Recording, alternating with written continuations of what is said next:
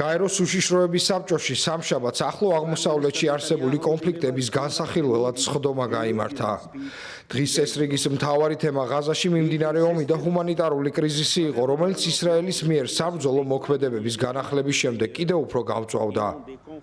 სესიას ესწრებოდა გაეროს გენერალური მდივანი ანტონიუ გუტერეში, რომელმაც განაცხადა, რომ დაპირება ორი სახელმწიფოს პრინციპის შესახებ გაქრობის პირასაა. ორი სახელმწიფოს პრინციპი ფაქტობრივად გასცდა ყველანაირ ნიშნულს. საერთაშორისო საზოგადოებას აქვს პასუხისმგებლობა, თავიდან აიცილოს მუდმივი ოკუპაცია და ძალადობა. გაეროს ხელმძღვანელმა ასევე ისაუბრა დემოგრაფიული და გეოგრაფიული რეალობის შეცვლის საფრთხეებზე, რომლებმაც შეიძლება ხელი შეუშალოს ნებისმიერ მომავალ შეთანხმებას.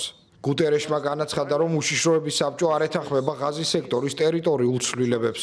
მისი თქმით, ეს ტერიტორია მომავალი პალესტინის სახელმწიფოს განუყოფელი ნაწილია. უშიშროების საბჭომ უარყო ღაზის სექტორის დემოგრაფიული ან ტერიტორიული ცვლილების ნებისმიერი მცდელობა, მათ შორის ნებისმიერი ქმედება, რომელიც ამცირებს მის ტერიტორიას. ღაზა არის და უნდა იყოს მომავალი პალესტინის სახელმწიფოს განუყოფელი ნაწილი.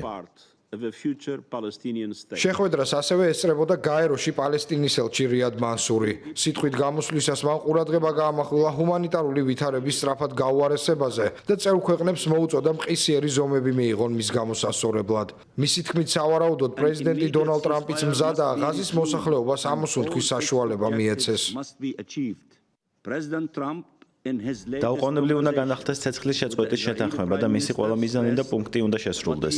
პრეზიდენტმა ტრამპმა ისრაელის პრემიერ-მინისტრთან ბოლო საუბარში აღნიშნა, რომ აუცილებელია ღაზის მოსახლეობის მდგომარეობის გათვალისწინებაც.